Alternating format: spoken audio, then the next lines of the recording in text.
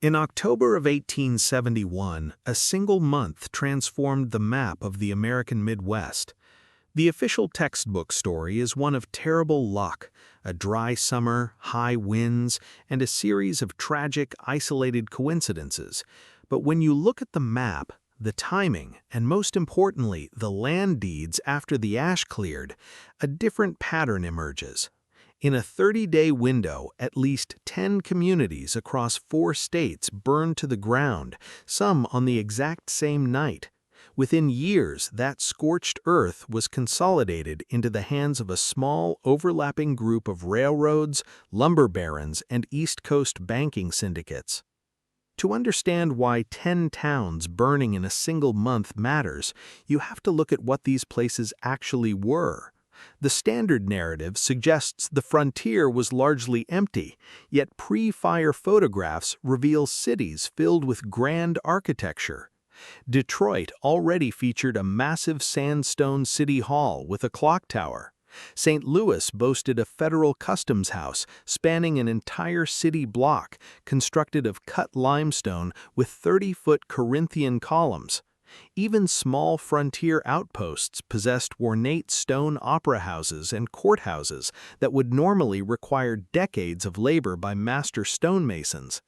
The official record claims this was simply the result of rapid industrial production, but the timeline leaves an incredibly tight window for such immense construction. The most famous of these fires began on October 8, 1871, in Chicago, Illinois. For generations, the blame was placed on a cow kicking over a lantern in a barn on DeKoven Street, a story the reporting journalist later admitted he fabricated to sell papers. What actually occurred was the destruction of 3.5 square miles of the downtown core, erasing 17,000 structures. Stone and marble buildings, along with cast iron facades meant to withstand heat, were reduced to rubble. Eyewitnesses described a yellow-green tint to the smoke and fire tornadoes, pulling heavy debris into the sky. Within 18 months of the disaster, real estate magnates like Marshall Field and Potter Palmer consolidated enormous tracts of downtown Chicago at fire sale prices. Cyrus McCormick, the Reaper magnate, aggressively expanded his plots immediately after the blaze. The Chicago that rose from the ash was bankrolled by an East Coast banking syndicate, completely redesigned on a grid that favored specific corporate interests, leaving the city in the hands of a far more concentrated group of wealthy owners. That very same night, 250 miles north, the deadliest firestorm in American history wiped out the lumber hub of Peshtigo, Wisconsin.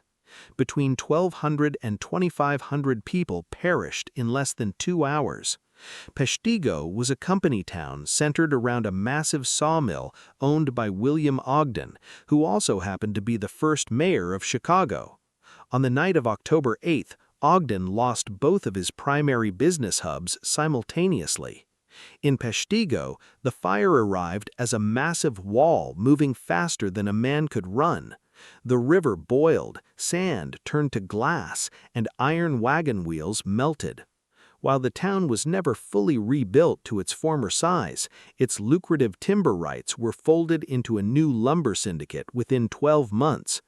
Despite losing 2 cities in a single night, Ogden ended the decade significantly wealthier than he started it, using his insurance payouts to aggressively consolidate the region's remaining land.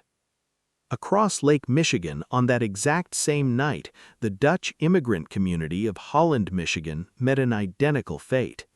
Over 200 buildings in the downtown commercial district were erased before sunrise. The settlers of Holland were meticulous record keepers, documenting multi-story brick structures and precise masonry that had taken 20 years to establish. Within 5 years of the fire, the valuable land along 8th Street, the former heart of the immigrant business community, was entirely owned by a consortium of Michigan Railroad investors. The original families either sold under immense financial pressure or abandoned the area, allowing a new town to be built around a major rail line that cut directly through what used to be their private properties. The pattern repeated itself identical hours away in Manistee, Michigan, a highly productive timber port. High winds drove a fire across the Manistee River, jumping the channel and destroying 17 sawmills and 200 buildings in under an hour. Before the fire, the local timber economy was split among a dozen independent families. By 1875, 15 of the 17 sawmills had been rebuilt, but ownership was consolidated down to just 3 companies, 2 of which were heavily backed by the same East Coast banking interests funding the Chicago rebuild. The disaster effectively restructured the entire Michigan timber industry, placing it under distant corporate control. Further east, where Lake Huron meets the St. Clair River, the town of Port Huron, Michigan, lost 50 waterfront buildings.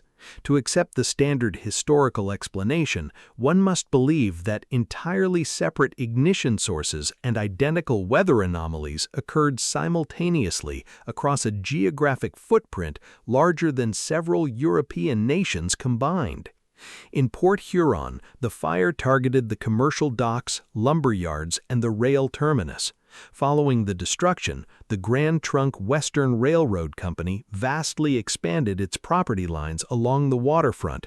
Small-scale shipping operators and merchant families were squeezed out without fair compensation, leaving the railroad to build the largest privately owned dock system on the river by 1885.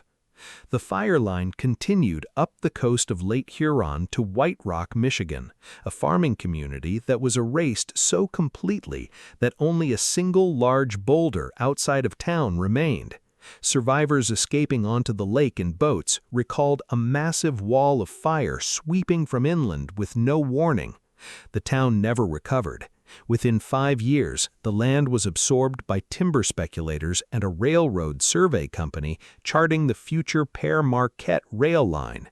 Because the state classified the charred land as effectively abandoned within 7 years, surviving families found it legally impossible to reclaim their homesteads, converting decades of agricultural development into corporate territory. Perhaps the most total erasure occurred in Singapore, Michigan, a thriving lumber port at the mouth of the Kalamazoo River that featured 3 sawmills, a hotel, and a bank.